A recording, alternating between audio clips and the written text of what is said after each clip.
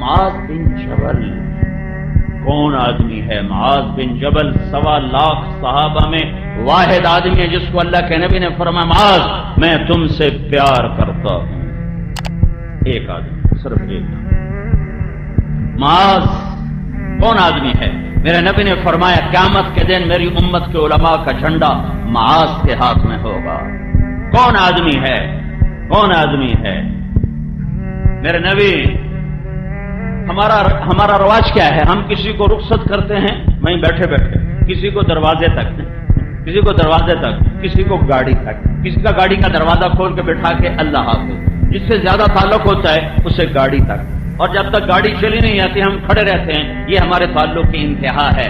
میرے محبوب نے حضرت معاذ کو یمن روانہ فرمایا اور ان کو رخصت کرنے کے لیے مسجد کے دروازے تک آئے.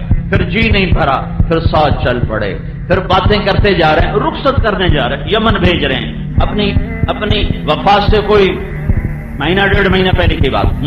تو پھر اور آگے گئے، پھر اور آگے گئے، چلتے چلتے 7 میل تک ساتھ چلتے گئے اور چلتے گئے، چھوڑنے کو دل نہیں کرتا.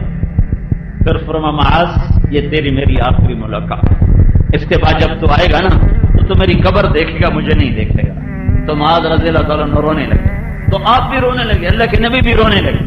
اور فرمایا معاذ اچھا نہ رو، قیامت کے دن انشاءاللہ قریب ہی ہوں گے، کیونکہ میرے قریب وہ ہوگا جو تقوی والا ہوگا. یہ اتنے بڑے آدمی کو اب دیکھنا میرا نبی کیسے سمجھا رہا ہے. معاذ تمہیں سارے دین کا بادشاہ بتاؤں، سارے دین کا بادشاہ بتاؤں. کہ اجل یا رسول اللہ فاحوا باصبعیہ الی لسانہ. دیکھ رہے ہو، آپ نے زبان باہر نکالی جیسے معصوم بچے کو سمجھا جائے، یہ نکے بال نو سمجھایا جاتا ہے. آپ نے زبان باہر نکالی، انگلی اور انگوٹھے سے یوں پکڑا، دیکھا معاذ بولے کچھ نہیں، بس عمل کر کے دکھائے. معاذ زبان پہ قابو رکھنا یہ سارے دین کا بادشاہ ہے. حضرت معاذ نے عرض کی یا رسول اللہ کیا زبان کے بول پر بھی پکڑے جائیں گے؟ کیا ثقلت کا امک یا معاذ. ارے معاذ اتنا سیانہ ہو کر بچوں والی بات کر رہا ہے، تجھے خبر ہے سب سے زیادہ جہنم میں دھکا دینے والی زبان ہوگی. زبان سب سے زیادہ ہونے والا گناہ دھرتی پر یہ زبان کا غلط استعمال ہے. دل چیر دیتے ہیں، پگڑیاں اچھال دیتے ہیں، عزتیں تار تار کر دیتے ہیں، گھروں کے چراغ بجھا دیتے ہیں، زندگیاں ویران کر دیتے ہیں ایک زبان کے بول پر. اپنی زبان کو قابو میں لانا سیکھو. حضرت اماں عائشہ کا واقعہ اسی لیے اللہ تعالیٰ نے واقعہ ہے کہ قیامت ہے کہ کائنات کی ہے افضل ترین ماں امہات المؤمنین، جن سے بڑھ کر یا نساء النبی لستن کاحد من النساء، اے میرے نبی کی عورتوں تمہارے جیسی عورت دنیا میں ہے کوئی نہیں. پہلے ایک حدیث سنو، کف المؤمن یہدم عمل 100 سنہ، نیک پاک دامن عورت پر کوئی بدکاری کا بہتان لگا دے پھر وہ 100 برس مصلی پہ عبادت کر کے اللہ کے دربار میں جائے تو اللہ اسے جہنم میں گرا دے گا اگر توبہ نہ کی. نیک پاک عورت پر برائی کا الزام لگانے والا 100 برس کی بندگی کر کے بھی گیا تو اللہ اسے اٹھا کے جہنم میں ڈال دے گا. تو اماں عائشہ پہ الزام لگانے والے کا کیا حال ہوگا؟ اور الزام آخری درجے کا الزام لگانے والے منافق عبداللہ بن ابی، صفوان بن معطل رضی اللہ تعالیٰ عنہ کے ساتھ، اور وہی نہیں ہو رہی. اتنا بڑا الزام، اتنی بڑی پاک عورت اماں عائشہ جس کے سینے پر سر رکھ کر میرے نبی نے جان دی ہے. اماں عائشہ جس کا لعاب آخری شے میرے نبی کے منہ میں گیا ہے. اماں عائشہ جس کا حجرہ میرے نبی کی آرام گاہ بنا ہے. اماں عائشہ جس کی گود میں سر ہوتا تھا تو وہی اترتی تھی، کسی اور بیوی کی گود میں سر ہوتا تھا تو وہی نہیں آتی تھی. وہ عائشہ بیٹی کس کی؟ ابو بکر۔ کون ابو بکر؟ کون ابو بکر؟ میرے نبی نے کہا میں نے سب کا حق ادا کر دیا پر ابو بکر کا نہ کر سکا۔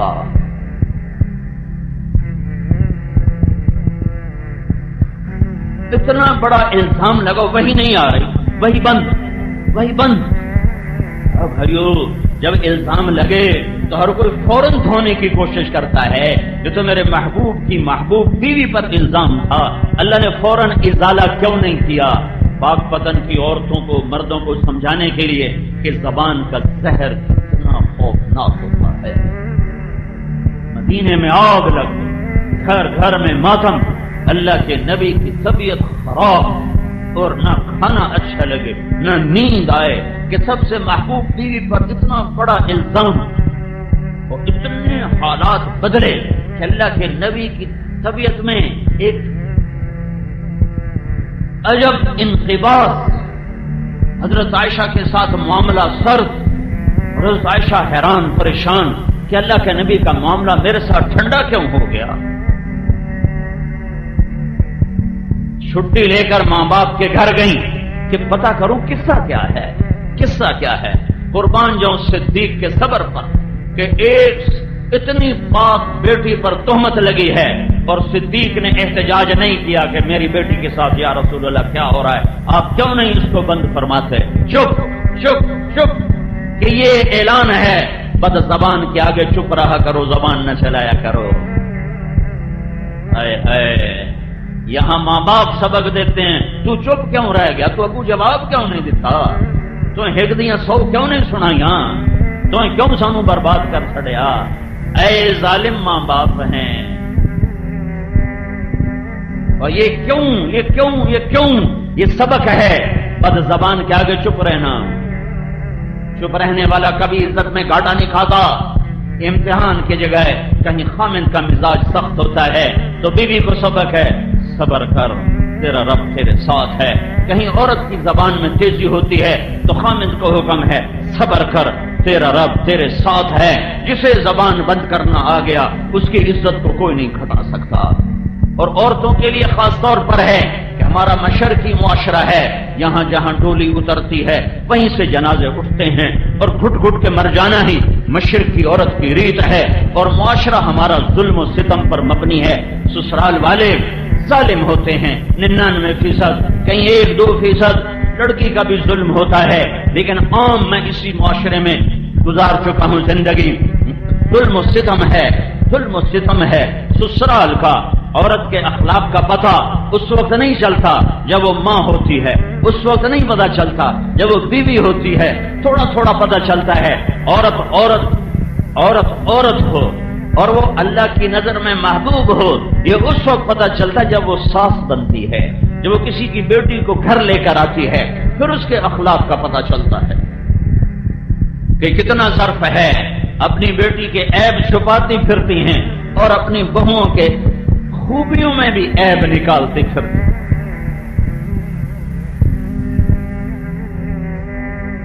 یہ سبق ہے، چپ رہو، نہ کر لبوں کو سی، عشق ہے دل لگی نہیں، سینے پہ تیر کھائے جا، آگے قدم بڑھائے جا، یعنی زبان حال سے کہہ دے کہ ہاں ستائے جا۔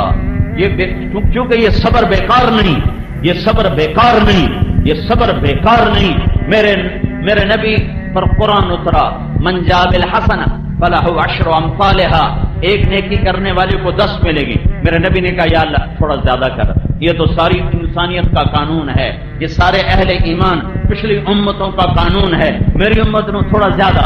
اللہ نے کہا من ذا الذی یقرض اللہ قرضا حسنا فیضاعف له اضعافا کثیرا، چلو ایک کے کئی گنا، پتہ نہیں 100 کے 200 کے 400، واضح نہیں تھا تو میرے نبی نے کہا یا اللہ اور زیادہ کر، تو اللہ نے تیسری آیت اتاری، چلو مثل الذين ينفقون اموالهم في سبيل الله كمثل حبة انبتت 7 سنابل في كل سنبلة 100 حبة والله يضاعف لمن يشاء والله واسع عليم۔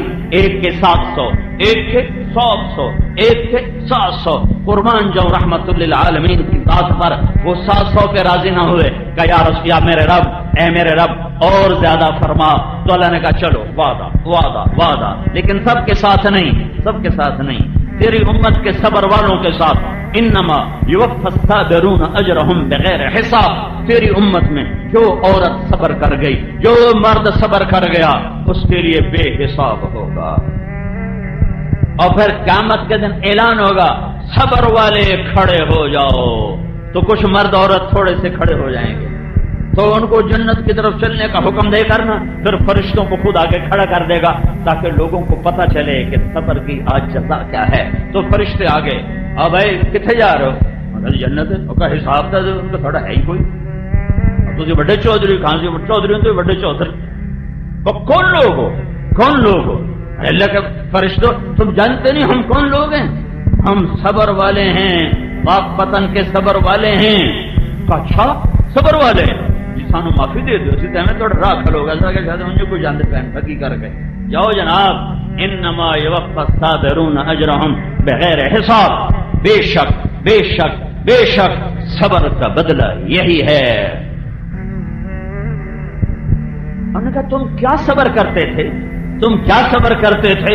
وہ کہیں گے صبرنا انفسنا علی طاعت اللہ، اللہ جو کہتا تھا اس پہ جم جاتے تھے۔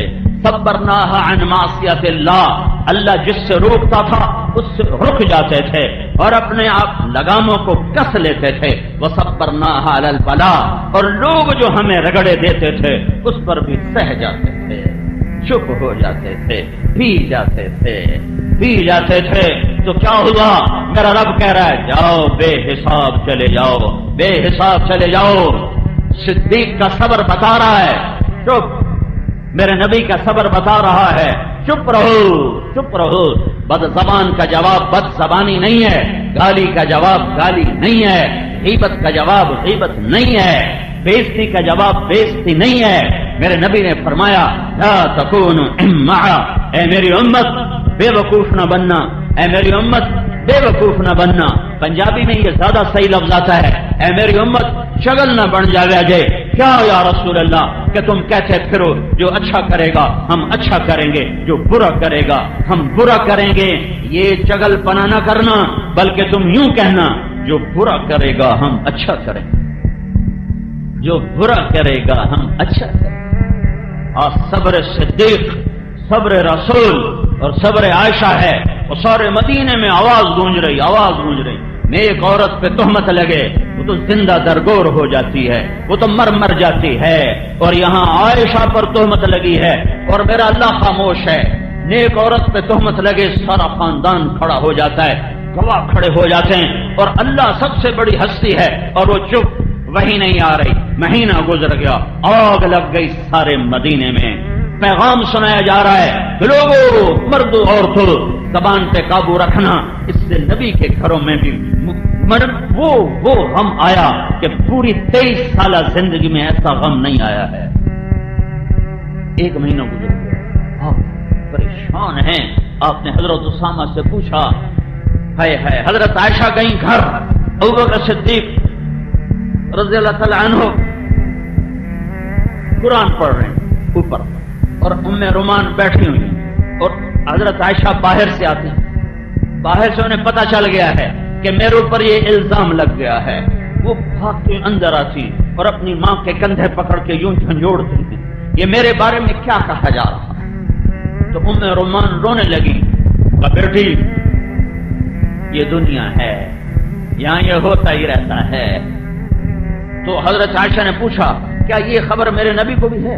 اللہ کا رسول کو بھی پتا ہے کہ میرے بارے میں یہ کہا جا رہا ہے؟ کہاں ان کو بھی پتا ہے۔ حضرت عائشہ کی چیخ نکلی اور بے ہوش ہو کے گر گئی۔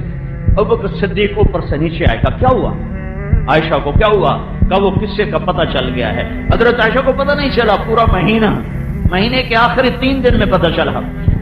تو ابوبکر صدیق رونے لگے، اور پورے 1 مہینے میں ایک جملہ صبر صدیق سے نکلا، ایک جملہ، ایک جملہ۔ باپ نے کہا، ابوبکر نے کہا سبحان اللہ، یہ کام تو ہم نے کبھی زمانہ کفر میں نہ کیا، آج اسلام لانے کے بعد ہماری بیٹیوں پہ یہ الزام لگائے جا رہے ہیں، یہ کام تو ہم نے کفر میں نہیں۔ ابوبکر صدیق نے زمانہ کفر میں نہ شراب پی، نہ بتوں کے قریب گئے، نہ زنا کیا، پورا خاندان شروع سے پاکیزہ، تو اللہ کے رسول حضرت اسامہ کو بلا رہے ہیں، اسامہ یہ لوگ عائشہ کے بارے میں کیا کہہ رہے ہیں؟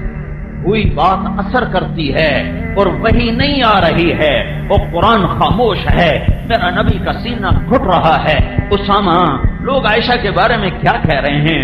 تو حضرت اسامہ نے کہا یا رسول اللہ یہ بتائیں یہ شادی آپ نے کی تھی کہ اللہ کا حکم تھا؟ کہا اللہ کا حکم تھا۔ تو کہا اللہ آپ کو ایسی عورت دے سکتا ہے؟ پھر آپ نے حضرت علی کو بولا، علی تو کیا کہتا ہے؟ کہ یا رسول اللہ آپ مجھ سے کیا پوچھتے ہیں، آپ اس کی گھر کی خادمہ سے پوچھیں، وہ سب سے زیادہ جاننے والی ہے۔ تو آپ نے ان کی خادمہ حضرت بریرہ کو بلایا، بریرہ میں کون ہوں؟ کہا آپ اللہ کے رسول۔ کہا پھر مجھے سچ بتاؤ عائشہ کے بارے میں یہ آگ لگی ہے زبان کی وجہ سے۔ کتنی عورتیں ہیں جنہوں نے اپنے گلشن کو آگ لگا دی ہے، اپنے ہاتھوں سے بیٹے کو گھوڑے پہ چڑھاتی ہیں، اس کو سہرے سجاتی ہیں، پھر دلہن کو گھر میں لاتی ہیں، پھر اپنے ہی ہاتھوں سے اپنے بیٹے کی زندگی کو آگ لگا دیتی ہیں۔ کہ جب بیٹے کا میلان بیوی کی طرف ہوتا ہے اور میاں بیوی میں محبت بڑھتی ہے تو پھر ماں کو حسد شروع ہو جاتا ہے، پھر تانے، رن مرید ہو گئے ہیں، رن غلام ہو گئے ہیں، تو بیوی دا غلام ہو گیا تو ماں پیو دی ہن خبر ہی کوئی نہیں، تو بیوی دا ہی غلام ہے، یہ ماں پیو تو کبھی پوچھتا ہی کوئی نہیں۔ میں نے ایک گھر کو ٹوٹتے دیکھا، کہاں کلبوں میں راتیں گزارتا تھا، ہم نے محنت کی، ہم نے کیا محنت کی، میرے اللہ نے اس کو ہدایت دی، ذریعہ ہمیں بنایا، کروڑوں پتی آدمی کا بیٹا، اس کے 4 مہینے لگے، پھر تبلیغ میں لگا، پھر اس کی شادی ہوئی۔ جو ساری رات کلبوں میں گزارتا تھا، ماں باپ کو ہوش نہ تھا، جب بیوی کے ساتھ 2-4 گھنٹے بیٹھنے لگا تو ماں کے نشتر، میں تینوں یاد کوئی نہیں، بیوی دے کو نہیں چلا جانا ہے، ابا کے نشتر، میں تجھے یاد کوئی نہیں، بیوی کے پاس چلا جاتا ہے، کر کر کر طلاق دلوا کے جان لی، اجاڑ دیا گھر۔ وہ بچہ نیم پاگل صاحب اپنے جذبات کی تسکین کی خاطر اپنے بچے کی زندگی داؤ پہ لگا دی۔ پھر ایک اور شادی کی ہے، وہ بیچارہ نہ زندوں میں ہے نہ مردوں میں ہے۔ یہ زبان ہیں، یہ اخلاق ہیں، یہ رویے ہیں جو گھر کو جنت بھی بناتے ہیں، جہنم بھی بناتے ہیں۔ شکلوں صورتوں پہ زندگی نہیں گزرتی، حسب نسب پہ زندگی نہیں گزرتی، ملک و مال پہ زندگی نہیں گزرتی۔ زبان کا میٹھا بول ہے جو غریب کے گھر کو بھی جنت بنا دیتا ہے، بدصورت کو خوبصورت بنا دیتا ہے، کمی کو سردار بنا دیتا ہے، اور زبان کا گندا بول ہے جو سردار کو کمی بنا دیتا ہے، حسین کو بدصورت بنا دیتا ہے، بہار کو خزاں میں بدل دیتا ہے، اجالوں کو اندھیروں میں بدل دیتا ہے، پھولوں کو کانٹوں سے بھر دیتا ہے۔ زندگی کا بہاؤ چیزوں کے ساتھ نہیں ہے، زندگی کا بہاؤ اخلاق کے ساتھ ہے۔ زندگی چیزوں کا نام نہیں ہے، زندگی احساسات کا نام ہے، اور احساسات اخلاق سے پروان چڑھتے ہیں اور بد اخلاقی سے مر جاتے ہیں۔ جب احساسات مر جائیں تو دنیا کا کوئی روپ رنگ اسے آرام نہیں دے سکتا۔ کیا لطف انجمن کا جب دل ہی بجھ گیا ہو۔ اما عائشہ کا واقعہ یہ گھر کی معاشرت کے لیے بنیاد ہے کہ زبانوں کو سنبھل کے استعمال کرو۔ میرے نبی پریشان، بریرہ تو عائشہ کے بارے میں کیا کہتی ہے؟ حضرت بریرہ نے عرض کی یا رسول اللہ اس سے پاک کوئی ہو سکتا ہے؟ اس سے پاک کوئی ہو سکتا ہے؟ رام ممبر پر آئے، میں قربان جاؤں صرف نبوت پر میرے نبی نے کبھی ممبر پہ کھڑے ہو کر کسی کا نام لے کر اسے رسوا نہیں۔ ہمارے خطیب صاحبان نام لے لے کے دھجیاں اڑا رہے ہوتے، جب ممبر رسول سے ہی آگ برس رہی ہو تو گھروں میں پھول کہاں سے کھلے؟ اتنا بڑا دکھ دیا عبداللہ بن ابی نے، لیکن آپ نے اتنا کہا لوگوں، کچھ لوگ نے میرے گھر والوں کے بارے میں مجھے بڑی تکلیف دی ہے۔ تو سعد بن معاذ کھڑے ہو گئے، یا رسول اللہ کون ہے؟ سب کو پتا تھا کون ہے، اجازت کون ہے؟ میرے قبیلے کا ہے، اوس کا ہے، میں ابھی اس کا سر اڑاتا ہوں، اگر خزرج کا ہے تو میں اس پہ حملہ کرتا ہوں۔ تو ادھر سے سعد بن عبادہ کھڑے ہو گئے، تجھے پتا جو ہے کہ وہ تیرے قبیلے کا نہیں ہے، وہ میرے قبیلے کا ہے، اس لیے تو یہ بڑھ کے بول رہا ہے۔ پیچھے اسید بن حذیر کھڑے ہو گئے کہ تو منافق ہے اور تو بھی منافقوں کا ساتھی ہے، ہم اس کے ساتھ تیرا بھی سر اڑائیں گے۔ قریب تھا کہ مسجد نبوی کے اندر صحابہ کی تلواریں چل جاتی، زبان کا بول۔ ایک دم میرے نبی منبر سے اترے، اوس کو ادھر ہٹایا، خزرج کو ادھر ہٹایا کہ میرے ہوتے ہوئے تم گلے کاٹنے پر آ گئے ہو، زبان کا بول۔ گھروں کی آبادی وظیفوں سے نہیں، اے وظیفہ پڑھ لو اے ہو جائے گا، اے تسبیح پڑھ لو اے ہو جائے گا، اے پنج سورتہ پڑھ لو اے ہو جائے گا۔ یہ پڑھو، اس سے عبادات ہیں، اجر بھی ہے، رحمت بھی ہے، برکت بھی ہے۔ گھر آباد نہیں ہوگا، گھر آباد نہیں ہوگا، گھر آباد نہیں ہوگا، گھر زبان کے میٹھے بول سے آباد ہوگا، گھر ایک دوسرے کی برداشت کرنے سے آباد ہوگا، گھر ایک دوسرے کے عیب چھپانے سے آباد ہوگا۔ یہ اخلاق ہیں، اخلاق جو آج بھول چکا ہے معاشرہ، نہ کوئی منبر سے سناتا ہے، نہ کوئی جا کے پوچھتا ہے۔ پھر میرے نبی وہاں سے آئے اما عائشہ کے گھر، 3 دن گزر چکے تھے، حضرت عائشہ نے نہ کھایا تھا، نہ پیا تھا، نہ سوئی تھی، اور آنسو اور آنسو اور آنسو، اور ماں اور باپ پریشان تھے کہ یہ مر جائے گی، یہ مر جائے گی۔ تو اللہ کے نبی آئے اور اما عائشہ ایسے لیٹی ہوئی، سر کے اوپر کپڑا ڈال کے رو رہی تھی۔ ایک انصاری عورت بھی آئی ہوئی آپ کے پاس بیٹھی رو رہی تھی، اور ماں اور ابو بکر سرانے بیٹھے رو رہے تھے، سارا گھر رو رہا تھا کہ اوپر سے اللہ کے رسول آئے، 1 مہینے کے بعد آئے۔ عائشہ عائشہ اگر تجھ سے کوئی گناہ ہوا ہے تو تو توبہ کر لے، اللہ معاف کر دے۔ اوئے ہوئے ہوئے، اللہ اکبر، کیا ظرف ہے میرے نبی کا ہے، اور زبان نے کیا زخم لگائے ہیں کہ یہاں تک خیالات پہنچ گئے۔ اور کیا سبق ہے کہ اگر بیوی سے کوئی جرم ہو جائے تو اس کی سزا قتل نہیں، توبہ ہے۔ بیٹا روزانہ کم وقت زنا کرے، اس کو چھپاتے پھرتے ہیں، بیٹی سے برائی ہو جائے، وڑ دیو، ٹک دیو، دریائے سڑ دیو، ساڑی غیرت اس مجا چھٹی۔ اس کم وقت نے تیری غیرت نہیں مجائی جو روزانہ منہ کالے کرتا پھرتا ہے۔ اس کو تو شیلٹر دیتے ہو، اس کو تو پناہ دیتے ہو، کوئی نہیں جو چھوڑ چھکرن۔ ارے اس کے ساتھ بھی شیطان تھا، اس کے ساتھ بھی شیطان تھا، اگر اس سے خطا ہو گئی تو اسے ذبح کرنے پر آ جاتے ہو۔ بیٹا روزانہ یہ منہ کالا کرتا ہے، اس پہ پردے ڈالتے پھرتے ہو۔ تمہارا نبی کہہ رہا ہے عائشہ جرم ہو گیا ہے، توبہ کر لے، اللہ معاف کر دے۔ میں ایک علاقے میں گیا، مجھے وہاں لوگوں نے بتایا یہاں عورتیں بڑی قتل ہوتی۔ میں نے کہا کیوں؟ کہ یہاں کے اکثر لوگ بیرون ملک کمائیوں پر گئے ہوئے ہیں، وہاں کوئی کم وقت ان کے کان میں پھونک دیتا ہے تیری بیوی تو آوارہ ہو گئی ہے، وہ آتے ہیں بغیر تحقیق کیے اس کو قتل کر دیتے۔ عائشہ اگر تجھ سے خطا ہوئی ہے توبہ کر لے، اللہ معاف کر دے۔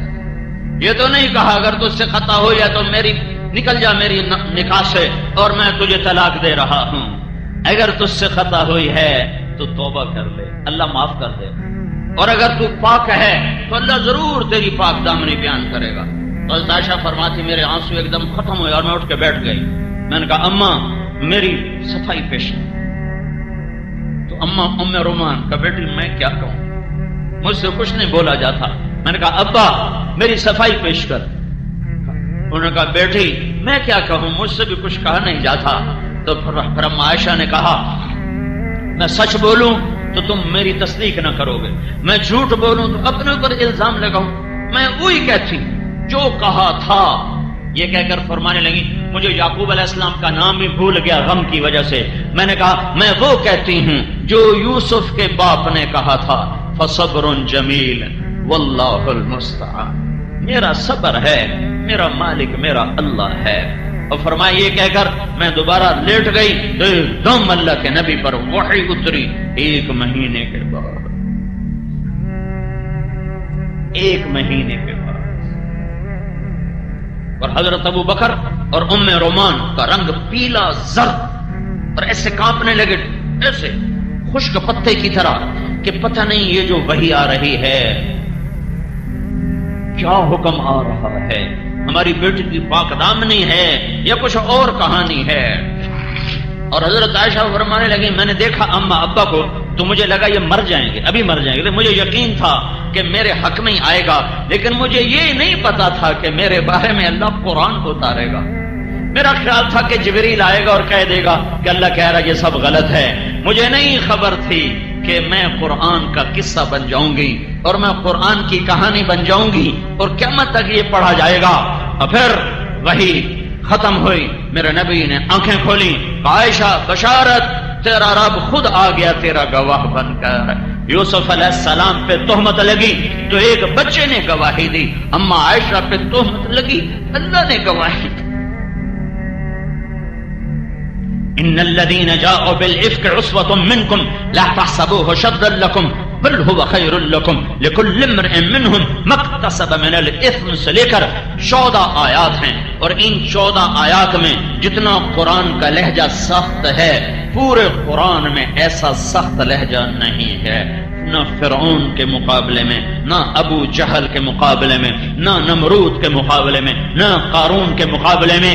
ان 14 آیات میں جتنی قرآن کے لہجے میں کڑک ہے اور صاعقہ ہے اور ایک گرج ہے اور ایک ہیبت ہے، پورے قرآن میں ایسی ہیبت، ایسی گرج، ایسی چمک، ایسی کڑک، ایسی صاعقہ پورے قرآن میں نہیں ہے۔ جیسے جوش میں ہو اور غضب میں ہو کلام ربانی چھا گیا منافقین پر بھی کہ تم میری محبوب کی بیوی پہ تہمت لگاتے ہو، کوڑے مارو ان کو، میری محبوب کی بیوی پاک ہے۔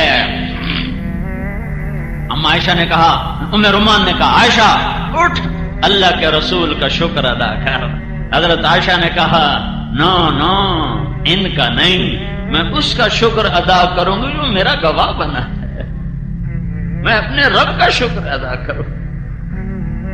پھر ابوبکر صدیق رضی اللہ عنہ اٹھے اور بیٹی کو گلے سے لگایا تو حضرت عائشہ نے گلا کیا ابا تو نے بھی میری صفائی پیش نہ کی۔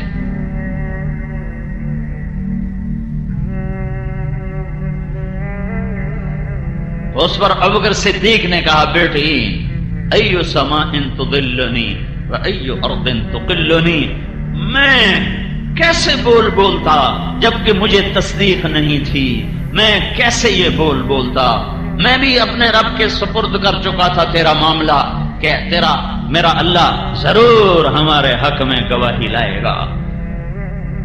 یہ قصہ پیغام ہے ہر مرد عورت کے لیے کہ زبان سے سنبھل کے بولو، اپنے گھروں کو آباد کرنا ہے تو زبان کو ٹھیک بولنا سیکھو۔ یہ مدرسوں میں نہیں سیکھ، میں 10 مدرسے چلا رہا ہوں، ہم مدرسوں میں زبان ٹھیک چلانا نہیں سکھا رہے، ہم مسئلے مسائل بتا رہے ہیں۔ اس کے لیے جان جوکھوں کی محنت ہے، یہ ماں باپ نے بتانا تھا، پہلا کام ماں کا تھا، باپ کا تھا۔ باپ کو کمانے سے فرصت نہیں، ماں کو ویسے شعور نہیں کہ اولاد کی تربیت کیسے کرنی۔ 3 سال کے بچے کو اسکول بھیج دیا تو تربیت کون کرے گا؟ گلا تو گھونٹ دیا اہل مدرسہ نے تیرا، کہاں سے آئے صدا لا الہ الا اللہ۔ تو اسلام کا دوسرا جز، پورا اسلام صرف 2 باتیں، عبادت، اخلاق، حقوق اللہ، حقوق العباد، دونوں اپنی جگہ پہ 2 بنیادیں ہیں، 2 بنیادیں ہیں، ایک نہیں تو دوسرا کھڑا نہیں ہو سکتا، دوسرا نہیں تو پہلا کھڑا نہیں ہو سکتا۔ عبادت والے تو نظر آتے ہیں، اخلاق والے نظر نہیں آتے، نظر نہیں آتے۔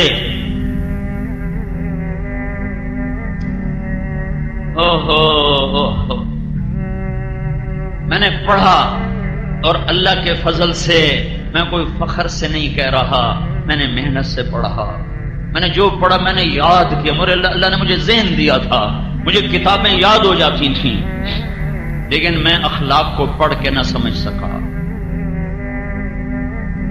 یہ بڑا اوکھا سبق ہے، یہ کسی کو دیکھنے سے پتہ چلتا ہے۔ میں نے مولانا سعید احمد خان کو دیکھا کہ ہمارے اکابر میں ایک ہستی تھے، اس شخص کو دیکھ کر مجھے زندگی میں پہلی دفعہ پتہ چلا کہ میں بد اخلاق انسان ہوں۔ ورنہ اس سے پہلے پتہ ہی نہیں تھا. کسی کی پگڑی اچھال دینا، کسی کا دل چیر دینا، کسی کی غیبت کر دینا، کسی کے عیب اچھالتے پھرنا، اس کو کبھی بے دینی سمجھا ہی نہیں تھا. اس شخص کو دیکھا تو مجھے پتا چلا کہ اخلاق کسے کہتے ہیں.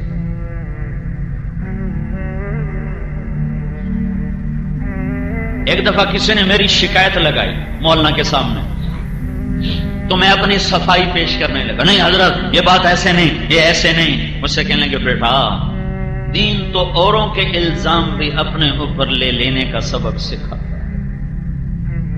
ہے. تو مجھے ایک قصہ یاد ہے. 417 صدی کے ایک عالم ہیں احمد بن مہدی بن رستم.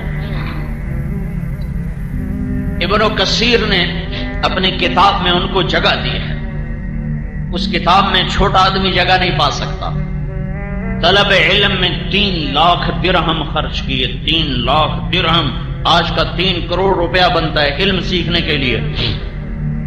ان کے علم کی وجہ سے وہاں اس کتاب میں ان کو جگہ نہیں ملی.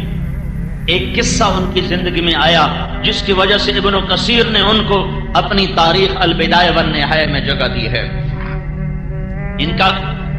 ان کی شہرت نصف النہار پر ہے اور لاکھوں شاگرد، لاکھوں مرید. ان کے پاس ایک بچی آتی ہے کہ حضرت مجھ سے گناہ ہو گیا ہے اور میں حاملہ ہو گئی ہوں، میں نے آپ کا نام لے دیا ہے کہ میری آپ سے شادی ہے، میری عزت رکھ لو.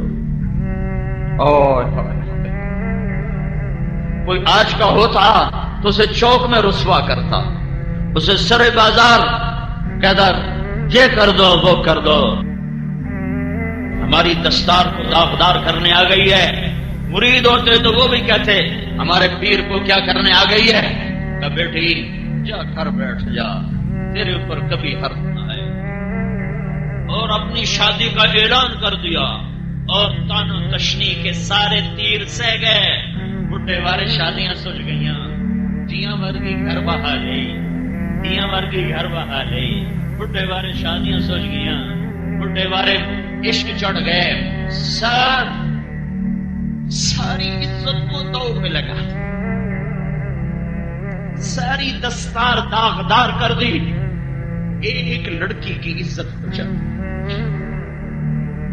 یہ دیندار طبقہ اپنی نیکی سمجھتا ہے اوروں کے عیب تلاش کرنا، اوروں کی برائیاں تلاش کرنا. تسبیح ہاتھ میں اوروں کی غیبت، ماتھے پہ محراب اوروں کی برائیاں، اپنی خوبیاں اوروں کی برائیاں. اے ہائے، اگر یہ قصہ نہ ہوتا تو آج 900 سال کے بعد احمد بن مہدی کا نام دیپال پور میں نہ گونجتا. بڑے بڑے شیخ آئے، بڑی بڑی ہستیاں آئیں، بڑی بڑی دستار والے آئے، تہے خاک چلے گئے. احمد بن مہدی کی بن رستم کی دستار داغدار ہوئی. ایک بیٹی کے دامن سے داغ دھونے کے لیے تو میرے رب نے اسے تاریخ کا حصہ بنا دیا. اور آج تم احمد بن مہدی بن رستم کا نام سن رہے ہو، علم کی وجہ سے نہیں، مسند کی وجہ سے نہیں، اس کی پیری کی وجہ سے نہیں، اس کی عزت کو داؤ پہ لگانے کی وجہ سے. ایک بچی پر اپنی عزت کو قربان کر دیا، سارے بغداد میں بدنامی مول لے لی. ایک بچی پر اپنی عزت کو قربان کر دیا، سارے بغداد میں بدنامی مول لے لی، اس کی عزت کو بچا لی. بچہ پیدا ہوا، سارے بغداد میں مٹھائی تقسیم، سارے محلے میں مٹھائی تقسیم، اس کے خوشی منائی. اور پھر اس کے بعد اس کی عزت پہ پردہ رکھنے کے لیے، ہاں بھائی ہماری طلاق ہو گئی ہے، ہم نے طلاق دے دی ہے. عرب کے ماحول میں طلاق دینا کوئی اتنا بڑا عیب نہیں تھا، ہم نے طلاق دے دی ہے. اور اس بچے کا ماہانہ وظیفہ مقرر کیا 2 دینار کوئی 30-40 ہزار روپیہ بنتا ہے. اور 2 سال بعد وہ بچہ مرا تو اس کا پورا سوگ منایا.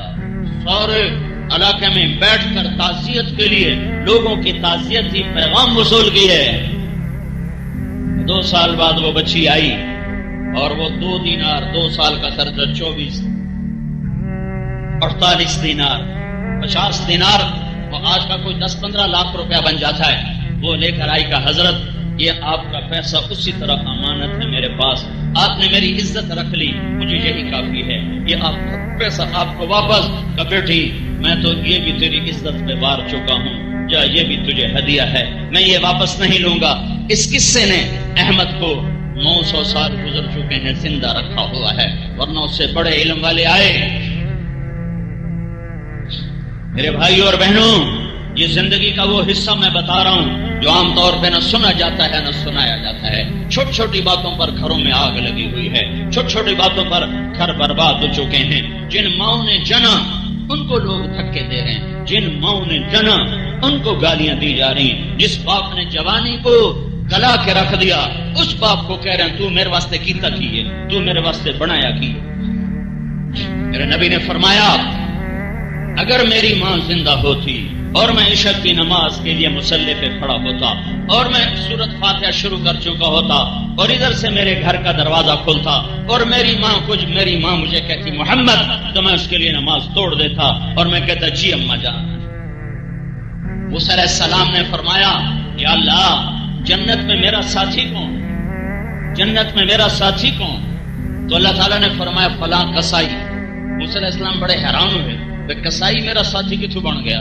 تو اس کو دیکھنے گئے بازار، تو ایک بازار کسائی کو تھلا مار کے بیٹھا، گوشت وڈی جاندہ، ٹوکی جاندہ، بیچی جاندہ، کھڑے ہو کے دیکھ رہے ہیں نہ مسلح نہ تسبیح، تو یہ میرا ساتھی کیسے ہے؟ گوشت اس کا بک گیا، اس نے چھوٹا سا ٹکڑا تھیلے میں ڈالا، کندھے پہ لٹکائے، گھر کو چل دیا۔ موسیٰ علیہ السلام ساتھ ہو لیے، گھر پہنچے۔ موسیٰ علیہ السلام نے کہا مجھے اجازت ہے میں آ جاؤں تیرے ساتھ؟ آ جاؤ۔ گوشت کو گوٹیاں بنا کے ہانڈی پہ رکھ دیا اور خود آٹا گوندنے بیٹھ گیا۔ پھر آٹے کو رکھ کے ہانڈی تیار کی، پھر ہانڈی اتار کے روٹی پکائی، پھر اس کو پلیٹ میں سجایا، روٹی کو سالن کو، اور ایک بوڑھی عورت اس طرح لیٹی چارپائی پر ایسے جیسے روئی ہوتی، تو اس کو اٹھا کر الٹے ہاتھ کا کندھا دیا، پھر نوالے بنا بنا کر اس کے منہ میں ڈالتا رہا، اس کو کھلاتا رہا۔ پھر اس عورت نے یوں کیا، بے بس سن میری بس، تو اس کا منہ صاف کیا، تو اس کو لٹانے لگا تو وہ بڑبڑ کرنے لگی، دور سے جیسے لگا، تو وہ جب اس کو لٹا دیا تو موسیٰ علیہ السلام نے پوچھا یہ کون ہے؟ تو قصائی نے کہا میری ماں ہے، میں صبح جب جاتا ہوں تو اس کا کھانا پینا سب کر کے جاتا ہوں، جب شام کو واپس آتا ہوں پھر اس کے سارے کام کرتا ہوں، پھر اپنے کسی اور کام میں لگتا ہوں۔ تو موسیٰ علیہ السلام نے فرمایا یہ جب تو اس کو لٹا رہا تھا تو یہ کچھ کہہ رہی تھی، یہ کیا کہہ رہی تھی؟ تو وہ کہنے لگا یہ میں کیا بتاؤں، ماں جو ہوئی جب بھی اس کی خدمت کرتا ہوں تو یہ مجھے کہتی ہے اللہ تینوں جنت جو موسیٰ دا ساتھی بناوے، میں کمی کسائی، میں کتنے دے موسیٰ، میں کمی کسائی، میں کتنے دے موسیٰ، کتنے موسیٰ علیہ السلام نہیں، تیری ماں تیرا کام کر چھڑے آئے، تیری ماں تیرا کام کر چھڑے آئے۔ پوچھو پاک پتن کی ماں سے اولادوں سے کتنے زخم سہ چکی ہیں، پوچھو پاک پتن کے باپ سے اولاد کے ہاتھوں کتنے سینے پھٹ چکے ہیں۔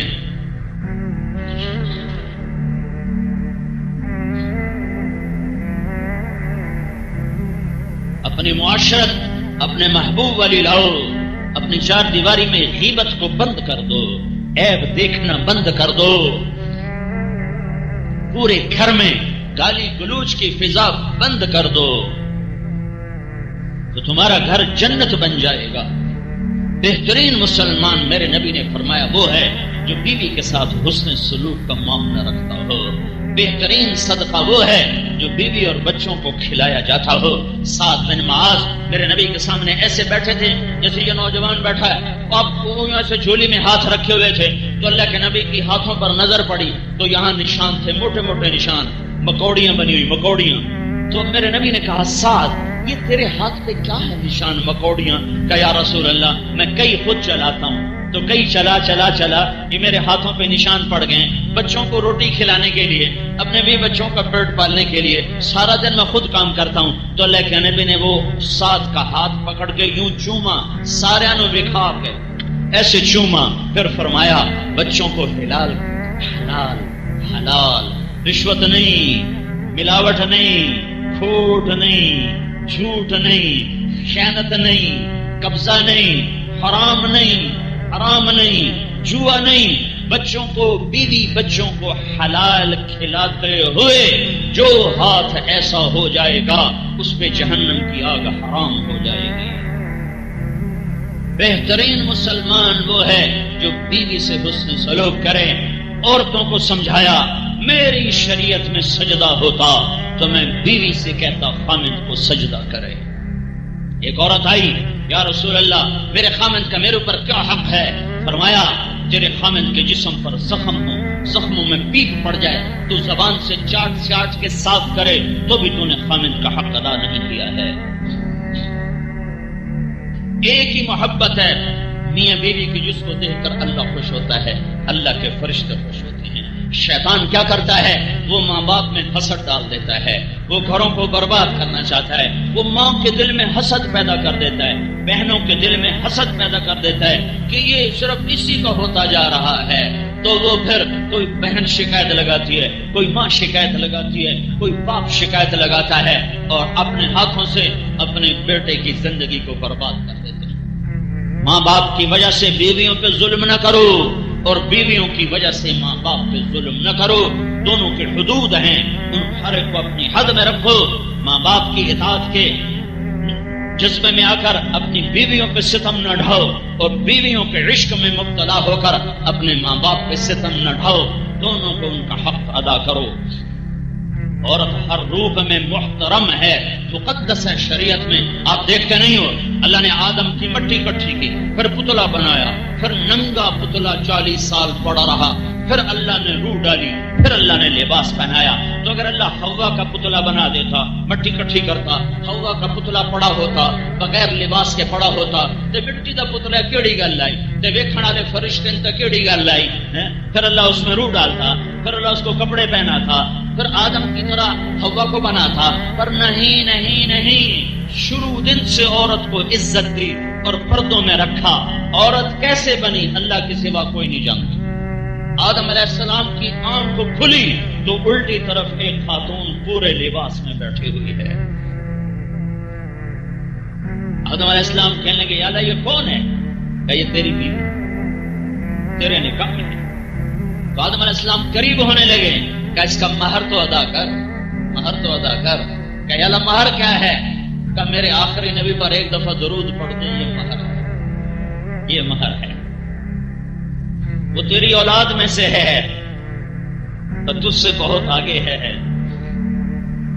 اور الٹی طرف دل کے نیچے والی پسلی سے پیدا کر کے اشارہ کیا ہے کہ ہر روپ میں عورت کا مقام دل کے قریب ہوتا ہے۔ بیٹی ہو، بیوی ہو، ماں ہو، بہن ہو، خالہ ہو، پھوپھی ہو، دادی ہو، نانی ہو، ساس ہو، جس روپ میں ہو یہ قابل احترام ہے۔ تو تم بھی تو اپنا مقام سمجھو اور آپ بھی اپنا مقام سمجھو۔ وہ معاشرت کی زندگی جو میرا نبی بتا کر گیا ہے وہ سیکھو۔ صرف تسبیح پھیرنے کا نام اسلام نہیں ہے، صرف حج عمرے کا نام اسلام نہیں ہے۔ عبادات 24 گھنٹے مطلوب نہیں ہے، صرف 5 وقت کی نماز مطلوب ہے 24 گھنٹے میں۔ پھر ایک نفل نہ پڑھو اللہ کا کوئی مطالبہ نہیں۔ 30 روزے مطلوب ہیں، پھر ایک روزہ نہ رکھو اللہ کا مطالبہ نہیں۔ 100 میں 2.5 روپے دے دو، اوپر والے 4 آنے کا اللہ کا مطالبہ نہیں۔ ایک دفعہ حج کر لو، پھر ساری زندگی اللہ کا مطالبہ نہیں۔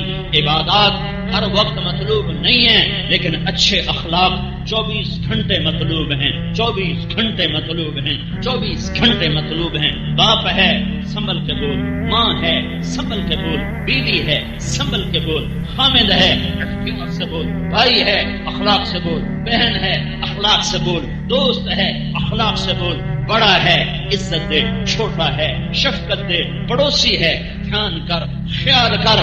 ہر وقت اخلاق کا مطالبہ، 2 عملوں کا مطالبہ 24 گھنٹے ہے۔ ایک ایمان 24 گھنٹے فرض، ایک اخلاق 24 گھنٹے فرض ہے۔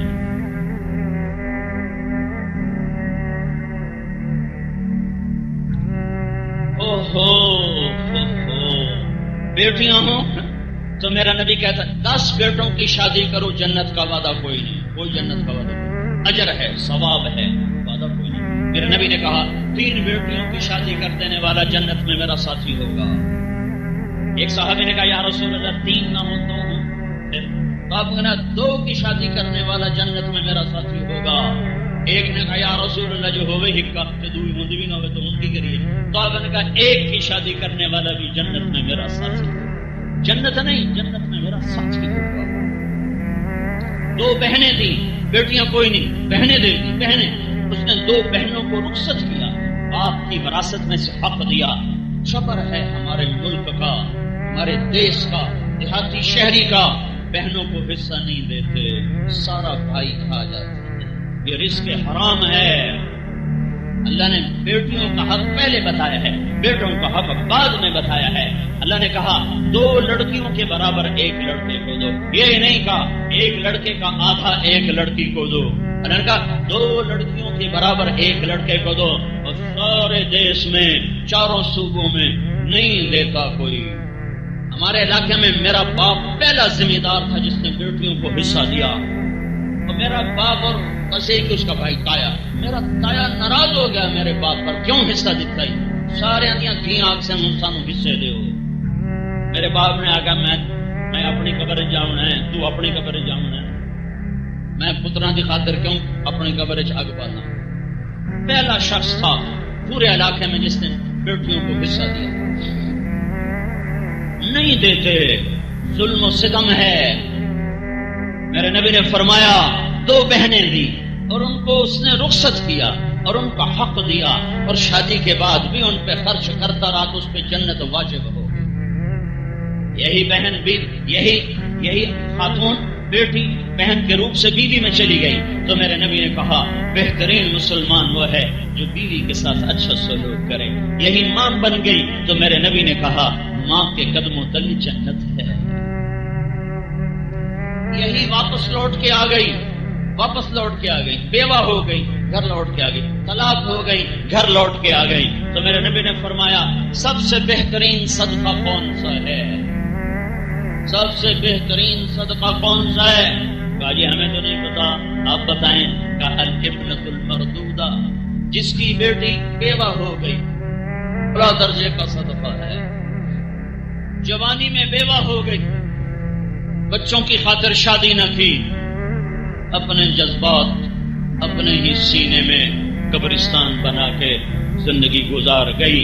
تو میرے نبی نے فرمایا قیامت کے دن میں جنت میں داخل ہوں گا، سب سے پہلے میرا قدم پڑے گا. کوئی نبی بھی میرے پہلے نہیں جا سکتا. میں جنت میں جاؤں گا تو ایک دم ایک عورتوں کا مجمع مجھ سے بھی آگے نکل جائے گا. میں حیران ہوں گا. میں کہوں گا تم کون خواتین ہو؟ کہیں گے یا رسول اللہ ہم آپ کی بیٹیاں ہیں، آپ کی امت میں سے ہیں. ہم وہ ہیں جو جوانی میں بیوہ ہو گئی اور اولاد کی خاطر دوسری شادی کی. میرے نبی نے کہا وہ مجھ سے بھی آگے جنت میں جا رہی ہوں گی. ام سلمہ نے پوچھا یا رسول اللہ جنت کی عورت افضل ہے یا دنیا کی عورت افضل ہے؟ آپ کا ام سلمہ دنیا کی عورت افضل کا کیوں؟ آپ نے کہا نماز اور روزہ اور اللہ کی اطاعت کی وجہ سے اللہ تعالیٰ ان کے چہروں کو نورانی کر دے گا، جسم کو سب لباس سے مزین کر دے گا. ان کی کنکھیاں سونے کی ہوں گی، ان کے چہروں کا نور اللہ کے نور میں سے ہوگا. اور دنیا کی ایمان والی عورت جنت کے حور سے 70,000 گنا زیادہ خوبصورت ہوگی. تو میرے بھائی اور بہنوں اپنی زندگی کو اگر کامیابی کے کنارے پہنچانا ہے 2 کام کرنے پڑیں گے. ایک اللہ کا تعلق، وہ اس کے رسول کی اطاعت اور بندگی کے ساتھ. ایک اللہ کے بندوں سے تعلق، حسن سلوک اور درگزر اور معاف کرنا اور سہ جانا اور پی جانا اور گھٹ گھٹ کے مر جانا. بڑا اجر ہے، بڑا اجر ہے. میرے نبی نے فرمایا عجب سنو، عجب سنو، ساری رات کی تہجد اور سارے سال کا روزہ، یہ پچھلے 1400 سال میں شاید کوئی 1400 آدمی ایسے آئے. شاید بتا رہا ہوں کہ ساری رات جاگیں، سارا دن روزہ رکھیں. یہ ناممکن سا کام ہے، لیکن پچھلی صدیوں میں طاقت بہت تھی تو ممکن ہے کچھ لوگوں نے یہ کام کیا ہو. کوئی یہ کام کر رہا ہو تو آپ سوچو اس کا مجاہدہ کتنا ہے. رات کو سوتا نہیں، دن میں کھاتا نہیں. عید کے 2 دنوں کے سوا اس کی افطاری کوئی نہیں، اس کا کوئی روزہ چھوٹ نہیں رہا. اور کوئی رات اس سوتا نہیں ہے، کتنا بڑا مجاہدہ کر رہا ہے، یہ کرتے کرتے مر گیا تو اس کا کتنا بڑا مقام ہوگا، کتنا بڑا مقام ہوگا۔ اور میں آپ کو نسخہ بتا رہا ہوں اللہ کے نبی کا، تم کھاتے کھاتے، سوتے سوتے، پیتے پیتے اس سے بھی آگے جا سکتے ہو۔ میرے نبی نے کہا جس کے اخلاق اچھے ہوں گے اس کا درجہ اس سے بھی آگے ہوگا۔